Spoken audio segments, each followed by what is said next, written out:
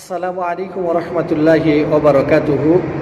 আমাদের সমাজ থেকে বিলুপ্ত হয়ে যাওয়া ছোট্ট একটি আমল নিয়ে আপনাদের সামনে উপস্থিত হয়েছে।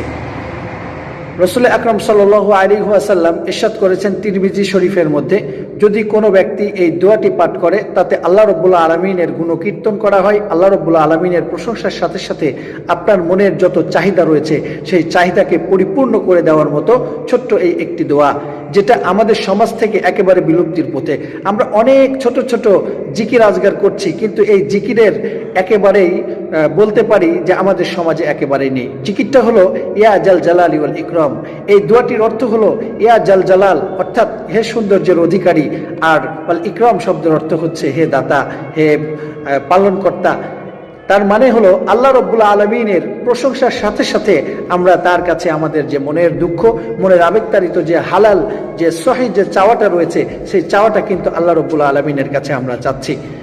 সুতরাং আমাদের সকলের জন্য উচিত হবে আমাদের সমাজ থেকে যে বিলুপ্ত হয়ে যাচ্ছে যে দোয়াটি, এই জিকিরটি আমরা সদা সর্বদা আমরা এই দোয়াটি করতে পারি। সেটা হলো ইয়া জাল জালালি ওয়াল ইকরাম। আপনি অজু অবস্থায় করতে পারেন, অজু ছাড়াও করতে পারেন।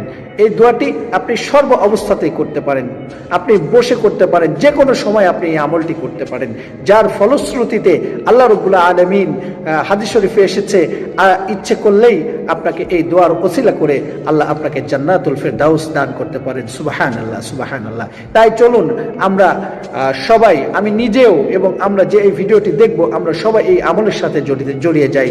ইয়া জাল জালালি ওয়াল ইকরাম।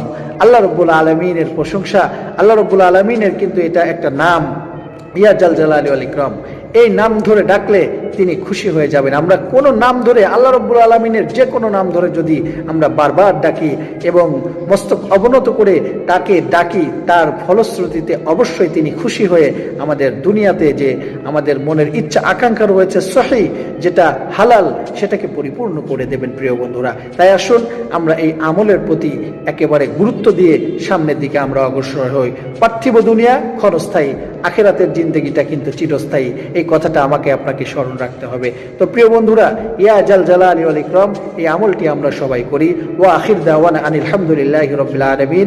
আসসালামু আলাইকুম ওয়া রাহমাতুল্লাহি ওয়া বারাকাতুহু।